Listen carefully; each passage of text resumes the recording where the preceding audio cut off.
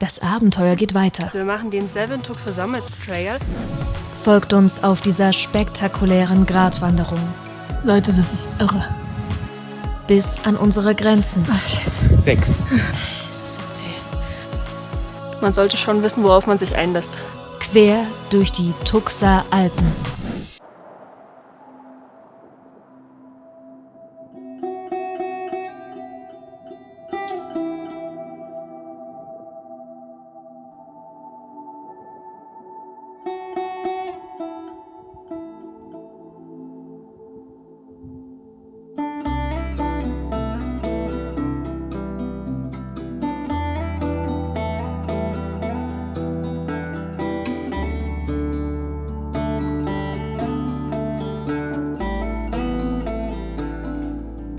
Guten Morgen hier vom Klungeza. Wir haben schon den ersten Aufstieg geschafft und heute liegen insgesamt eigentlich schon mehr als 7 Gipfel vor uns. Wir machen den Seven Tuxer Summits Trail bis zur Litsumer Hütte, das heißt eine Gratwanderung im wahrsten Sinne des Wortes, über ganz, ganz viele Gipfel durch die stillen Tuxer. Ich bin mal echt gespannt. Wir erleben, glaube ich, ein paar ganz tolle Aussichten. Wir machen uns mal auf den Weg. Wird nämlich ein echt langer Tag. Der Klungeza liegt direkt hinter der gleichnamigen Hütte. Von dort reihen sich die 7 Gipfel wie auf einem Faden aneinander, bis zur Litsumer Hütte. Immer wieder geht es hoch und runter, zwischen 2000 und fast 2800 Metern. Und zack. Warte. Und zack. Bei gutem Wetter kann man vom Klungeza aus die Birka-Spitze sehen, der höchste Berg des Karwendels. Nach einem letzten Blick auf das Inntal beginnt für uns die Kraxelei.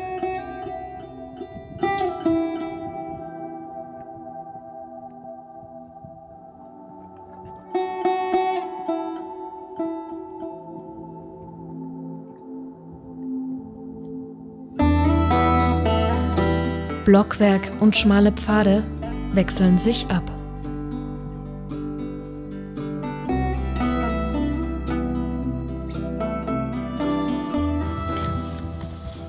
Reporterfrage. Wie fühlen Sie sich? Heute besser als gestern tatsächlich. Also so, weil... Eine Nacht ohne Schlaf hilft. Ja, es waren vielleicht 2-3 Stunden. Ankommen in der Höhe der Berge bleibt eine Herausforderung. Genauso wie fremde Schnarcher im Hüttenlager. Aber das Auf und Ab am Morgen macht wach.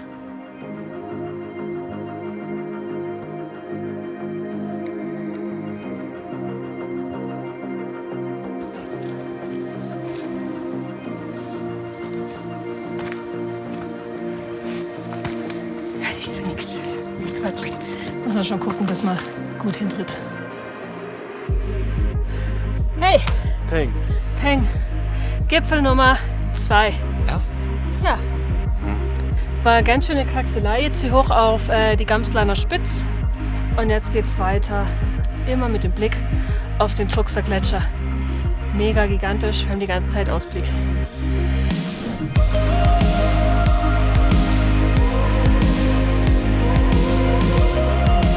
Was für ein Moment.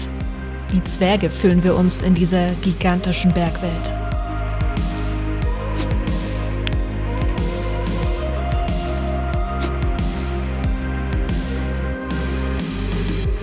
Habt ihr die Seven Tuxer Summits eigentlich schon gemacht?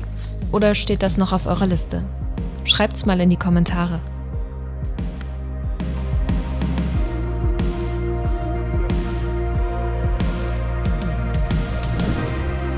Auf halbem Weg zur Kreuzspitze liegt übrigens das Kreuz Jöchel.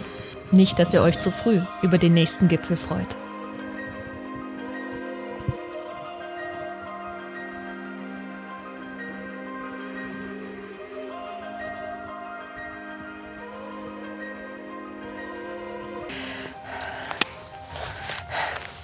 Gipfel Nummer 3. Die Kreuzspitze. Schon. Haben wir im Hintergrund. Und das ist total krass. Man hat hier Ausblick auf über 500 Gipfel und Grate. Man kann hier gefühlt die gesamten Alpen sehen. Sie haben Hunger, Herr Doh? Jawohl, auf ein Boot. Wir haben aber diesmal keine Trockenfrüchte mit. Hätten wir sie bloß mitgenommen. Nach rund 4 Stunden dann der höchste Punkt der heutigen Etappe. Das Rosenjoch, Trittsicherheit unbedingt erforderlich. Es ist echt kein leichter Weg. So schön die Aussichten sind, man sollte schon wissen, worauf man sich einlässt. Nämlich auf eine Bergtour im mittleren bis erhöhten Schwierigkeitsgrad.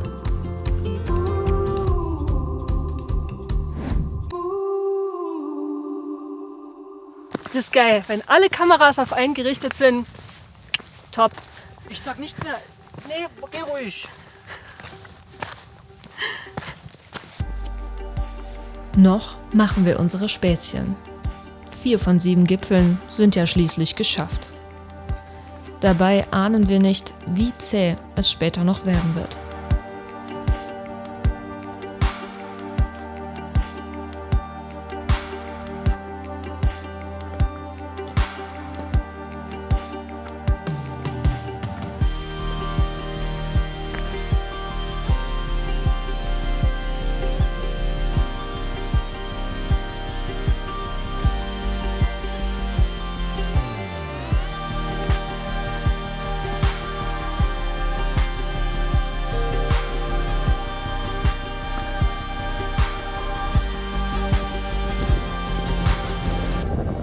Wie letztes Jahr.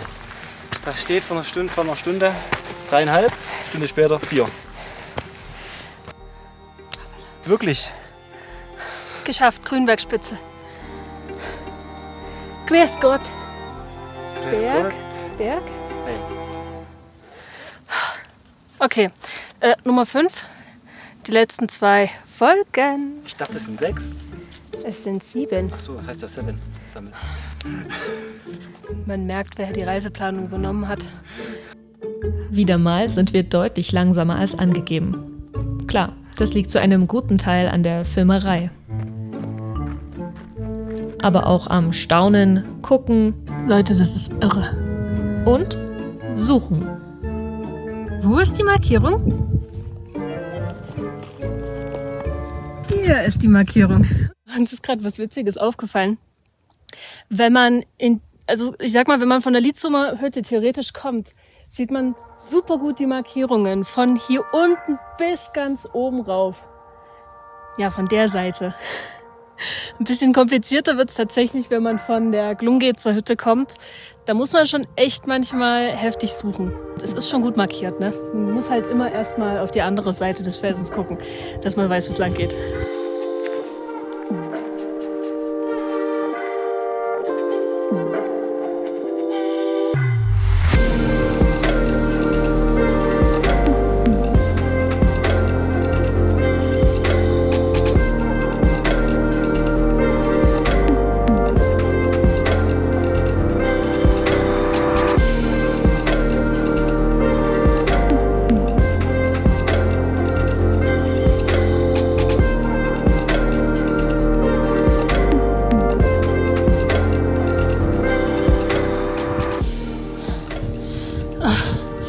Scheiße. 6. Das ist so zäh. So langsam. Nummer 6. Geht so. Geht so. Noch zäher wird es, als wir wieder mal kurz falsch abbiegen und zurücklaufen müssen.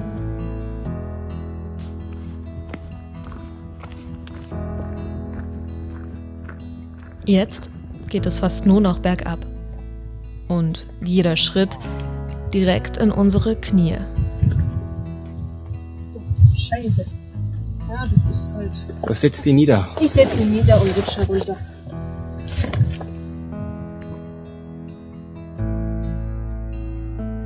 Wir überschreiten die Grenze zum Truppenübungsplatz.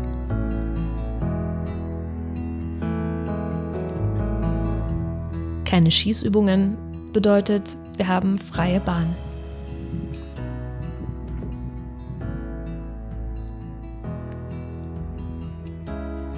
Aber unsere Beine werden immer schwerer. Die wunderschöne Landschaft können wir so nur noch schwer genießen.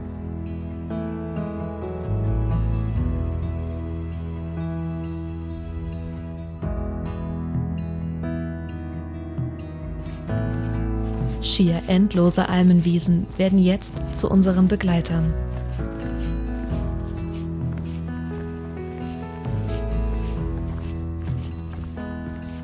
Abgelenkt, wie wir schon wieder von der Kulisse sind, verpassen wir natürlich den Abzweig auf den letzten Gipfel. Nummer 7. Das ist eigentlich Da oben ist das Kreuz. unfassbar. Aber ich würde trotzdem sagen, haben wir uns verdient, den Gipfel. Und was zu essen wollen wir auch noch haben. Jetzt geht's schnurstracks zur Lietzumer Hütte. Genau. Nach unten ins Tal.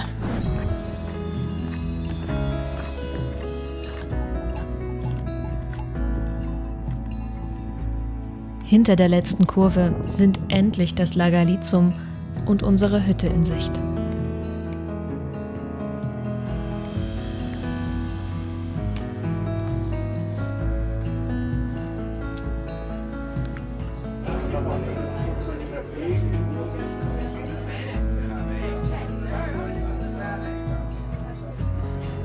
Yummy, bester Kaiserschmarrn.